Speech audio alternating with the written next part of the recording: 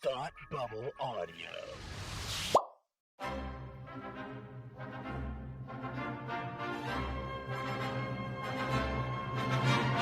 Look, up in the sky! You will never find the more wretched hive of scum and villainy. Welcome to Beer with Geeks with Tim and Frank. Who are you? I'm Batman. I am Iron Man. Your friendly neighborhood Spider-Man. Hi, Christopher. I'm Nero. My name is Inigo Montoya. You're a wizard, Harry. A couple of guys with a couple of beers and a whole lot of pop culture nostalgia. Make it so, number one. Ladies and gentlemen, the Beatles. I named the dog Indiana. Life finds a way. I am serious. And don't call me Shirley. Now sit back and crack open a cold one, because it's time for Beer with Geeks. It comes in paints? Shaken, not stirred. Great Scott! I was way off. I knew it started with an S, though.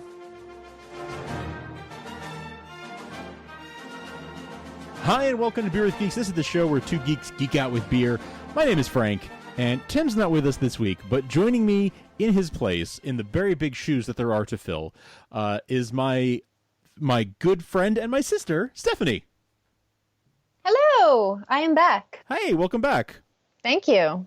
I always call I'm Tim really my good glad. friend, and I was like, Steph is my best friend, but also my sister. So, Well, you're welcome. But yeah. Also, thank you for accepting the fact that I invited myself onto your podcast That's technically true, but you have by an open threat of death by fiat. But you have an open and also standing. quarantine boredom. That's right. You have an open standing invitation to be on the show whenever you like. So I'm glad that you took me up on it. So listen, we're going to talk about something that we both have a lot of passion for, something that we both love. But before we do that, I need to ask you, what are you drinking? I am drinking a 2019 Loves Me Not Rosé, Nice. and it is delicious. Nice. Love it. Rosé. Loves Me Not. Is that a California rosé? Do we know where that's from? What It is. region? California. There's a California champagne by Paul Masson. If anyone's never seen the Orson Welles Paul Masson ad, you owe it to yourself. Orson Welles, actor, playwright, director Orson Welles did an ad for cheap champagne in the 70s, 80s, and Probably late 70s, early 80s, based on the hairdos. Okay, yeah, fair. And he was at this point older and sort of disgraced. His career had kind of not gone the way he had hoped, and he Translated, paunchy and drunk. Well, also, yeah. So he was drunk and doing this ad for champagne, and the results are just hilarious. The outtakes are great. I'm actually going to put a link to the YouTube video in the show notes so people can watch it, because it's just so funny, and it's sad, but it's really funny to watch because I think about it every time I pour a glass of wine. There you go. Every single time. There's a California champagne from Paul Masson. It's great. I'm putting that in the show notes right now. So there's the link.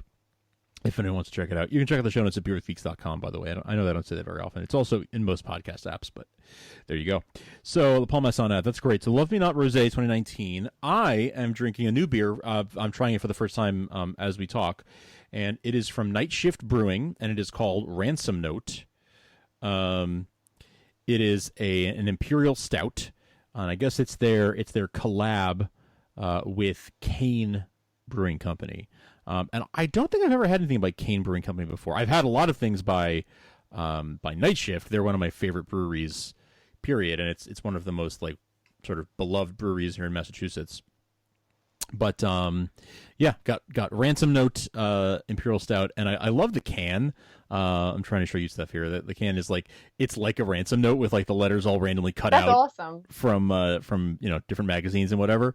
It's a really cool design, but it's a really good stout. It's kind of caramelly, cocoa-y.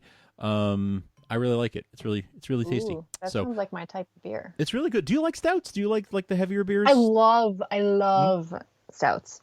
It's funny because every time I'm on the show, I never have a beer with me. I always have a wine. You always with have me. wine. Yeah, well, yeah. But I that's am more. very much a geek who loves beer. I That's just true, don't you are. never have any for some reason. Yeah, well, yeah. You don't keep a lot of beer around the house, but you do like to keep a bottle of wine around the house for these occasions. Yes. That's cool. So, we are we it's no secret that I absolutely love the Beatles. I've talked about the Beatles a lot on this show, whether or not that was a topic. And Steph, you also, I mean, we grew up in the same house, so we have a similar love for the Beatles, and we grew up watching the Beatles movies a lot. And so you asked me if we could talk about A Hard Day's Night, which is their first movie, and I was thrilled that you asked that because I wouldn't have an excuse to talk about it otherwise if you weren't going to be on the show. So because like Tim has seen the Beatles movies, but I actually asked him if he wanted to join us for this, and he was like, I haven't watched them since I was in like college. You guys just go for it. So, yeah.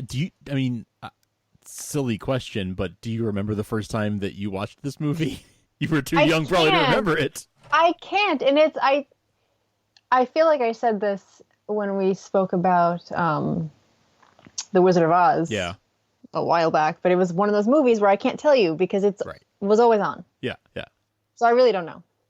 I can tell you, I don't remember the first time I saw it, but I can tell you, I mean, I was probably 4 or 5, and so you were a baby. But I know that the first way I saw it was on a VHS that our uncle had recorded off of cable. We didn't have cable in the house growing up, but our uncle did, and this was back in the time, and I don't know if you even remember this or know this, but Disney Channel used to be like a premium channel like HBO that you had to pay extra for. It wasn't included in your cable package.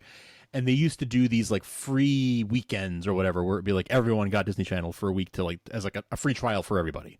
So you wouldn't just click past it in the TV guide. And it would be like, add this channel to your plan. It would magically be on for that weekend or whatever. It's like what Sirius XM does in the car. Exactly. It's like that. It's like that. And so our uncle had taped it off of one of those free trials of Disney Channel. That was on Disney Channel? They showed it on Disney Channel, believe it or not. How does that work? No, I mean, I guess they just bought, they licensed the movie. They bought it to play. Interesting. I don't remember that. Yeah. So they bought it. Actually, I'm thinking of something. I may use my one lookup while I'm talking here.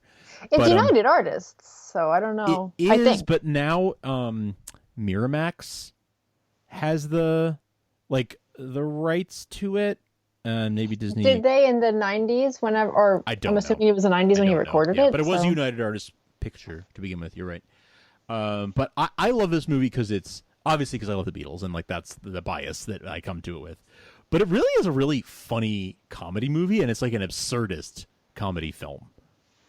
It's got some Marx Brothers sort of humor to it. It's got some almost like Buster Keaton, like Keystone Cops type of humor to it. And almost like a Monty Python kind of humor and to very it, much a Monty because Python. It's that British humor that yes, and it's we both enjoy a lot. Yeah, and it's that exactly. It's that British humor, and the jokes fly at you so fast. It's kind of like The Office, mockumentary style. It is. Yes, that's right. Yeah. So it's the story of like the Beatles take a train up to London to do a live TV show, and it's just the story of it's like a day in the life of the Beatles. They get on the train in the morning, they get up to London, they do the rehearsals for the live show, and hijinks ensue. And it's like, well, will they or won't they make it to the final live show or not? And spoiler alert, they do make it. But all these funny things happen along the way, and it was made in 1964. Which is like the year that they got big in America and everything. So it was right at the beginning of Beatlemania. It was like perfectly timed. And honestly, this movie has no right to be as good as it is. Because at the time, Elvis did movies and Little Richard was in movies and lots of... Was Little Richard in movies? He was in, the girl, I think The Girl Can't Help It. I think he's in that movie. Musicians, rock stars... for rock stars had only existed for 10 years, but there was a pattern of okay, you get big, you have some hit records, and then you do a movie. We're going to branch out to a new medium. Right. And and even like Sinatra, right? He was a singer and then he did movies. And with him, he became a movie star. He became a legit movie star. He wasn't just a singer who did movies. Right. It was both at the point. Bing Crosby too, right? Became a legit movie star. But the expectation for like rock stars was like, or pop stars even, was like, all right, we're going to put you in a movie. The kids will go watch it. They'll go scream at the screen. And then in 6 months when you're over, like, that's it. It doesn't have to be a good movie. You just have to be on screen. We also don't expect you guys to be good actors. we don't expect you to be good actors. We don't expect the movie to be good. It's just, we're cranking out a cheap, crappy movie so that teenagers will go see it and we'll make money off of it. And then that's it. Then when it's advertising for you guys. It's it. And when your career is over in 6 months, then everyone forgets about this movie that it ever happened. But this is like a legitimately funny movie. This and Help are like legitimately funny movies. I think it helps that they were not actors and had never done a movie before, because they are legitimately funny people. Exactly. And it comes off natural. I was just watching the Beatles Anthology, which is like the big documentary they did in the 90s that the Beatles themselves made. And it came up, when they got to this part of the story, they talked about the making of the movie, and I think Paul said that like they had the screenwriter follow them around for a couple of days to get an idea of like how they talked to each other and how they interacted, and he is the one that sort of cemented what we still to this day think of like, oh, Paul's the cute one and George is the quiet one and John is like the witty one, and like those things kind of came from that screenwriter following them around, then writing the movie, and then everyone saw the movie, and that's the archetypes of what each of them were came from that. And I love that it like they used all the like slang of the day and all that kind of stuff, but it like the movie is really it's still watched in like film schools and stuff, like as a good example of like a solid like comedy movie. To this very day, speaking of the slang, I still say grotty. Mm-hmm. Grotesque. Yeah. I know, yeah. And that was like their slang, gear and fab and all that kind of... Gear is another great one. Yeah. Also, Spice World, which I think is one of the greatest movies of all time, and it has nothing to do with the fact that I loved the Spice Girls and might harbor a little bit of resentment towards my parents for not letting me have a Spice Girl doll in the 90s when everyone else had one. But this is the wrong call to discuss that on. That's a story for another day. I have to call a therapist about that one. But Spice World is extremely heavily based on A Hard Day's Night. It's a mockumentary style. It's not even based on. It's like, I think, supposed to be like an homage. It's basically a remake, isn't it? Yeah, and it's not a secret. Like they just copied it. Like right, I think it's purposely done as like a nod to the Beatles. And right. Yeah. Which is so. If you've great. seen Spice World and you haven't seen this movie, then there you fills go. in the blank. Right. They're very similar. Clearly, somebody working on Spice World was like, "What if we did it as like an homage, like a sort of a parody of A Hard Day's Night?" And I'm pretty sure that is the reason that our dad likes Spice World so much. He does, doesn't he? This man never watches, even movies that he loves, okay? He never watches like a movie more than once in his life. He doesn't understand the purpose. They're like 30 years apart. Like he will not. He's like, I've already seen that one. And I'm like, didn't you like it? And he'll be like, yes. And he just doesn't rewatch. Why would you watch a movie again? I don't understand. There's so many more movies to watch. Years ago, Spice World was on Netflix, and he discovered it, and he just clicked on it, and he watched it, and he liked it. And then that was once. And then 2 more times within like the same month and a half, I walked in on him watching that movie. He watched it 3 times in like a month and a half. That is the only time I've ever seen him do that. Bananas. I don't know that he's ever seen any movie 3 times. I was bringing this up with him the other day, and he was like, no. Yeah, of course. But that's what he does. He doesn't like remember / he denies it. But even if we know it's true. I will remember that forever. So. Yeah, for sure. Oh, that's funny though. I love that. I love that. I just love that he's like into that. Do you have like certain bits or scenes that stand out to you that are like, like the most iconic moments of the movie that you remember the best? Well, there are definitely moments. I'm going to start off with just anything that Paul's grandfather, in quotes, very clean. He's a very clean old man. Very clean. I just love that character. I feel like most of the times when I laugh during that movie, it's usually lines delivered by him. Yeah, sure. Oh, yeah. I do love that interaction that John has with that woman. Let's that he talk runs about into in that. the hallway, which I don't even, to this day, kind of still don't really understand what's going on there. And I'm not sure if you're supposed to not understand it or if there's something that I'm missing, and that mystery makes it even better for me, and I kind of don't want to know the answer to it. So what's happening is that she's like, you look a lot like John Lennon. Is that what what she's saying? My interpretation is like she's saying like you look just like him, and him is supposed to be John Lennon. He's like, no, that's not me, and he's just like, it's like he's messing with her. Is like, that's why if it seems weird, it's because he's trying to mess with her, but she's being sincere. Right, but I never. As I'm getting older, I realize, oh, maybe she's talking about you look like him, like John Lennon. Yeah, but that's my interpretation. Before that, like I kind of thought that she thought that he looked like someone that she knew, because based on the stuff that they were talking about later, she's like, oh, what have you heard? Like it's like they're talking like people who might know each other in real life. So yeah, I don't think so. I think it's supposed to be. My interpretation is that he's like, oh yeah, it's all over the place, and it's like rumors are going around that she and John Lennon have been involved, and he's like, but no, I stood up for you. I even when they, and she's like, I always knew you would. And then she puts her glasses on and she's like, you don't look like him at all. One of the best lines is the one he has right after that, and he goes, she looks more like him than I do. I know, it's so good. It's so weird. And that line is definitely overdubbed because his mouth is not moving. Oh, absolutely. It's overdubbed while he's. The reasoning was for that. It's overdubbed while he's like walking away. At her.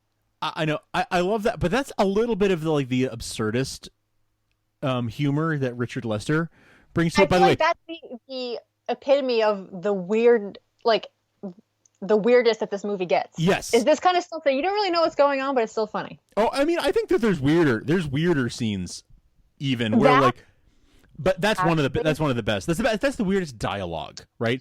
But there are weird things where like there's a scene where John's in the bathtub and then the manager pulls the plug on the tub. Is like, all right, come on, John, we gotta go. Like, let's go. And the tub drains, and John's not there. And he's like, John, oh my god! And he like for a split second thinks that maybe John got sucked down the drain. Like every 4-year-old is afraid is gonna happen to them. And then John just comes up behind him. He's like, come on, what are you waiting for? Let's go. Like, and just to mess with him, like. The whole Norm and John interaction, the entire movie, like calling him a swine and making jokes about him being a swine, the entire movie is so funny. I almost take back what I was saying about that conversation with John and that woman. Although that's hilarious, I just realized I think my absolute favorite bit in the movie is George talking about not knowing what the hell's going on. Oh yes, it's so funny and hilarious when George stumbles upon these people who I guess are like. They do like teen talent, like a teen talent agency or something. Yeah, they're doing like marketing for like a fashion brand. Right, and they like have zeroed in on this random girl who I guess is like a model, and they've decided that she needs to be like the it girl for every like almost like a Twiggy, I guess. I don't know if she's supposed to be like Twiggy. I think she's like the spokesperson for their brand. But what's their brand? Is it whatever shirts? Their brand is. It's a made up. Yeah, the brand that makes the shirts. Whatever. Right? Yeah. Yeah, I feel like they asked him about shirts or something at a point. Yeah, they hand him these shirts, and they're like, "Oh, these are the new shirts that we're coming out with because they're like the new style." Right. Okay. And he hates them. Yeah, that scene actually, I think, might top the John. It's scene. Really good. It's really well written. So weird. The actor, the guy in that scene, brilliant, is hilarious. He clearly got so into that role to be like that like marketing manager or like marketing manager guy who's like, oh listen, of course these things are disgusting, but that's I'm just here to sell disgusting shirts to little jerks like you, like in a month you're going to be begging me for a shirt like this. And he's like, it's gross. Well, it's grotty. My very favorite thing is at the very tail end of that, like if it wasn't weird enough, they're like part of like a cult or something, or like the Illuminati. No, it's just, I see what you're saying. No, I think refer to some kind of like astrological chart. That's the thing though. It's a calendar. He's an early clue to the new direction. Yes. And then he like looks and he's like, no. Like, that's the thing. His calendar looks like the scribblings of a madman, right? Because it's like, it does look like a cult. It's like that X's thing and from arrows. It's Always Sunny with Charlie, like. It's like Charlie Day with the yarn on the board, like. But yeah, it's like that. It's this crazy like calendar. I love it. I know what they're talking about. I think what they're talking about is that they know that like fashion is sort of like the trends come and go, and they're like, no, it's not supposed to change for another 3 weeks. It's almost like they're they're like the Illuminati of fashion almost, where they're like, no. Oh, could he be included in the new direction? Wait, let me look at the calendar. Oh, no. It's good. It's not going to change for another 3 weeks. But still, let's not renew Susan's contract, and let's not do this, and let's not do that. Susan, right? Susan. Yeah, those people, I guess, have like the job that I've always said is my absolute dream job, which is working at like Vogue and being the person, because like trends only happen because like the people at the top decide, like, hey, lavender is going to be in this spring. Right. And that's like, basically what that is. Because we said it is. That's basically a joke about like, oh, the kids are going to want this in 3 weeks, it's so not we authentic. have to get it's ready just, for it. Right. It's churned out like a machine. Sure. It's sort of a social commentary on that, I guess. But that man, whoever he is very funny. I think he's in the DVD bonus features. I think he was still alive when they shot the bonus features. I feel like I remember a little interview with him talking about that. Yeah. He was great. He was great. He was like very enthusiastic, and he just really like just jumped into it. I also turn love the sound down on her and say rude things. Oh, that's my favorite line of that dialogue. Oh, that's great. So good. Let's talk about. We talked about John. We talked about George. Ringo gets a really good bit to himself, right? When it goes off and does the like walkabout all over London. And I watched the Beatles Anthology recently, and he told the story that the day that he shot the bit, like at the canal, where he's like sitting by the canal and taking pictures, and like his camera falls in the water, and like the little kid, the like 10-year-old kid with the tire, and they become friends for a minute. The day that he shot that, they didn't have a plan for where they were gonna go, allegedly, for where they were gonna shoot, and he was hungover from the night before. And he wasn't really feeling it, so he was like, just shoot me walking along this canal, whatever. Like, I don't really feel like, just, if I'm going out for a walk, just like, let me just, so he's like, if I look dejected and depressed, it wasn't me acting, I just felt like crap. Wow. Which I think is really funny, that he was just like, I had a late night, and I went like straight from the club to the shoot, and I was just like, you know what, just imagine being given a movie, and being so like cavalier about it. But it was like the Beatles at their height, right? So like, of course he was like partying and stuff, because like that's what they were. No, I know, but just being like, you know what, I'm just gonna do whatever I want. Yeah, I know there's a lot of money and like a lot of stuff at stake here, but I'm just gonna do what I want. If you're shooting me going out for a walk anyway, let's just do it here and just let me. I don't care. But he got to do. He got like a lot of critical acclaim for his bit in that movie. For that bit in particular, the this boy sequence. Yeah, I like that a lot. Paul doesn't really get his own segment. But he doesn't get like a dedicated, I guess, like, well, if you think about it, he probably gets the biggest one, because the whole thing, he gets his own arc in the fact that they write in the character of his grandfather, which strings through the whole movie. That's true. It's not a dedicated like sketch, I guess, like a, you know. Yeah, there's not a scene that's like Paul's scene where he goes off and does something funny. It's like the background of the whole movie, so I guess that kind of counts. And if nothing else, I guess it's bigger than everyone else's. It's almost true. It's the through line, right, of the whole movie is the grandfather being there and coming with them on this journey to London, and trying to steal their autographs so he can sell fake autographs to make money on the side, which is just a hilarious premise. But yeah, I think it is kind of funny. And Paul, I mean, there's the whole thing with like his grandfather going to the casino. That's great. I love that scene. That's one of those things where it's just absurdist. Like, his grandfather steals Ringo's invitation to this like exclusive casino club thing, and he goes, and that has some of the best like tiny little absurdist moments where like he's losing at the game that he's playing and he runs out of money. So what does he do? He's wearing a tux, so he just like throws a napkin over his arm and pretends to be a waiter and goes and gets a tip from somebody and then uses the tip money to bet again to keep playing. It's almost as brilliant a play as Andy and April in Parks and Rec. I don't remember what the episode is, darn. But there's an episode where they are at the Snake Hole Lounge. And they are... Yes, and April... They just started dating, and he realized, like, I don't have any money to, like, treat my girlfriend to stuff. And she's like, it's fine. April starts, like, getting people to buy her drinks and stuff, right? I can get you money. And or, like, free stuff. And they they do all that, and she pretends to be a waitress, and she gets. Sorry, I'm very deep in my Parks and Rec rewatch, so it's very fresh on my mind. So no, that's I keep great. doing Parks That's great. I love it. Did you watch the reunion, by the way? Yeah, I watched it live when it was happening. It was amazing. Oh, so good, so good. Yeah, but oh my gosh, yeah, this movie is it's so funny.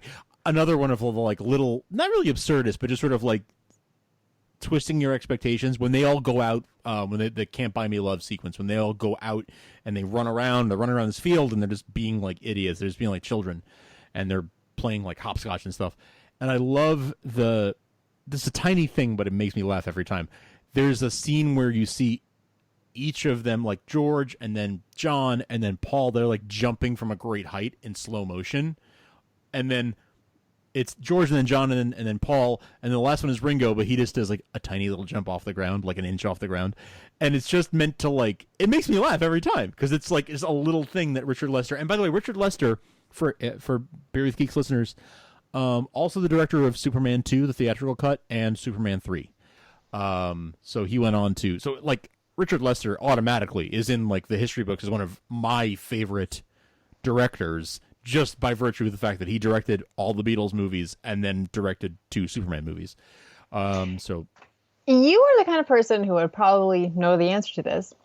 I read somewhere that the title track for the movie was written in a day, and it was finished like 8 days before they started to film.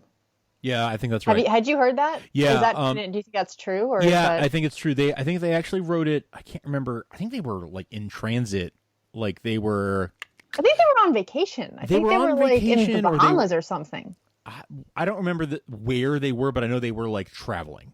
And at this time in '64, they were.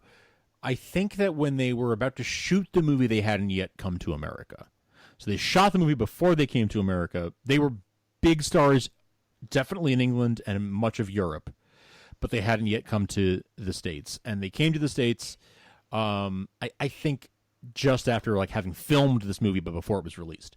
So they were touring all over Europe and the UK, and either on vacation or like while they were traveling around touring, they were like, okay, the studio wants us to write a song for this movie, so let's bang it out. And I think "A Hard Day's Night" was a phrase that Ringo had said, because Ringo had this, and I guess still to this day has this habit of saying things that don't make sense but sound really funny. He's the Yogi Berra of the Beatles. Yeah, Yogi Berra, Mark Twain, like he makes up these funny sayings that he doesn't realize are funny until you really parse them. It's like, wait, that actually makes no sense, but it's really funny when you say it. So "A Hard Day's Night" was one of those things that Ringo, it's like, oh man, I was so tired. It was like a hard day's night. I don't know, like that's how it came out.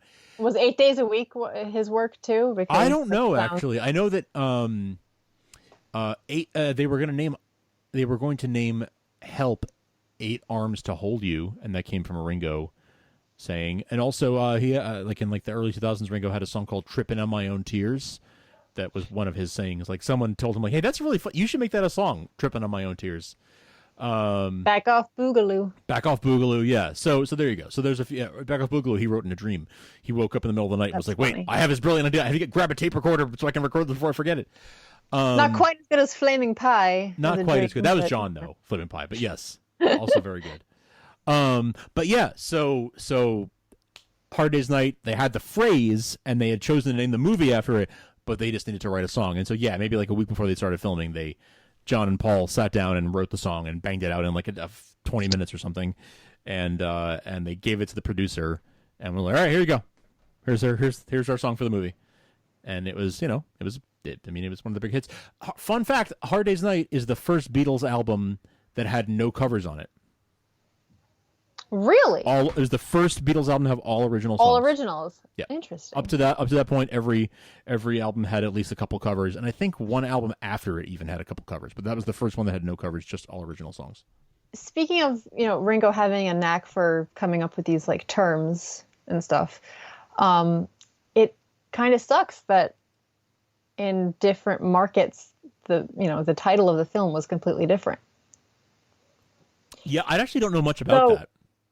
In Germany, where the Beatles were huge, so the movie was called Yeah, Yeah, Yeah in Germany. Clearly, they were just cashing in on like, yeah. What do people know about the Beatles? I don't know. Yeah. Okay, cool. Do that. In Italy, it was called, All for One. My favorite is the French one. It's called Four Boys in the Wind. I was going to say, is it called like Oui? Quatre garçons de la vente. That's great. Finland was Yeah, Here We Come. Wait, in England it was England had to be called A Hard Day's Night. Oh, Finland. Okay. And then in Brazil it was the Kings of Yeah. They really held tight to this Yeah thing. Well, She Loves You was probably their biggest hit in the world up to that point, which is why if you notice, we have the German version. Well, yes. So in Germany, they recorded a German language version. Maybe people might not know this. Look it up. It's on Spotify. You can listen, or on YouTube, or wherever. But you can hear they recorded "She Loves You" and "I Want to Hold Your Hand" in English, but they also recorded them in German. Like the Beatles recorded those songs in the German language, and they are really funny to listen to. They probably read the lyrics like phonetically. I'm sure they did. Yeah. But yes, they lived in Germany for a couple of years. In the late 50s, early 60s, when they left Liverpool and went straight to Germany because there was a need in Germany for like live musicians to play at all the clubs and stuff. So do they actually speak German then? Maybe they didn't have to. They probably speak some German, yeah, because they lived there for a while. I know they actually lived there. They lived there. That's where they met like Astrid and Klaus Vormann and those people. Didn't Astrid just die? Astrid just passed away recently. Yeah. Astrid was the inspiration for the Beatles' haircut, the mop top haircut. Was she the one? She was the one. She like gave them that haircut because it was like a thing that was happening in like Germany was like much more artsy and like a little bit more like artistically progressive than like the rest of Europe, and they were already doing this like you're like, oh yeah, we're gonna have like the sort of mod thing, and the Beatles came at that time and they were like, oh, that's cool, we want our hair like that. And you might say Germany was an early clue to the new direction. You might say so. Yeah. Oh, so much fun. Yeah, this movie is Please watch the movie, people, because otherwise none of this is going to make sense. It's such a fun movie. Like, I love it so much and I enjoy it so much. Any other like fast like lightning round things we need to mention? I mean, there's a lot, but Victor Spinetti, the guy who plays the director, is just like, he's so eccentric and so funny. I love him so much. It's a plot to see. I love his sweater. His sweater. Yeah, where it's like, I bet he doesn't have a wife. Oh, no, she probably knitted that sweater for him. Nah. If he has a sweater, he's not married. I love that. I love Norman Shake. Like, stop being taller than me. I quote that very often. That's good. Home. That's a good one. I like that. The tailor, like when John comes in and he's like, I now declare this bridge open, and cuts the tailor's measuring tape with a scissor.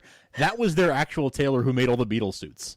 That's incredible. In real life. How do I end up working for someone who like is going to end up in a movie and then I end up being there behind them?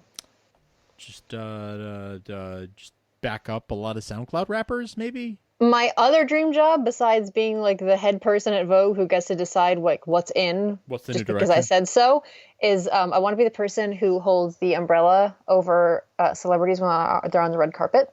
That's good. That's a good one. But that's like my only job. I don't want to be their assistant or do any of the other stuff. No, you just want to come out once a year. Strictly umbrella holding. Just for award season, once a year, for like a couple months, and then you go back into hiding, go back into hibernation. That is not good job security, though. You have to wait for a rainy day. It's true. I know. Maybe not the best decision for you, but if that's what you want, I support you to follow your dreams. My dreams. Yeah.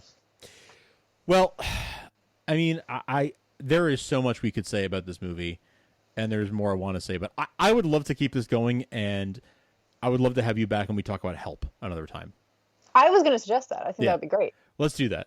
I can't decide. Those are my top two favorite Beatles movies. They're almost tied, I think, for me. So I can't. For the longest time, I said Help was my favorite, but it's a little hard to compete with A Hard Day's Night. So yeah, I think I lean a little bit more towards Help as well. But I just rewatched A Hard Day's Night today before we talked, and there are so many. I'm telling you, if you like Monty Python, if you like the Goons, if you like British humor, and also if you like, I mean, like at the end of the movie, there is a chase where like all the police are chasing the Beatles in and out of the police station, back and forth, and it's very much like a Buster Keaton or a Keystone Cops or like one of those type of situations. Laurel and Hardy. People compared the Beatles to the Marx Brothers after this movie. I mean, there's some of that where each of them is like, oh, okay, they're each a different persona and they're funny and there's 4 of them and there were 4 Marx Brothers. But like, it's other than that, I don't know if it's really a Marx Brothers comparison. But like, if you like that kind of sort of old timey humor, it still translates today. Some of the jokes are kind of English, like British jokes that you need to know, you have to be a little bit of an Anglophile and understand the culture. But it still translates. A lot of it translates. Every time I watch it, I understand new jokes that I didn't understand when I was a kid, or like things that I didn't understand because I didn't understand their accents all the way when I was a kid. It's very multifaceted. It is very a lot of multifaceted. layers. There's a lot of layers. There's more to experience every time. It's a great comedy movie just in general, and the Beatles music is interwoven throughout it. So it's great stuff. Highly recommend from both of us.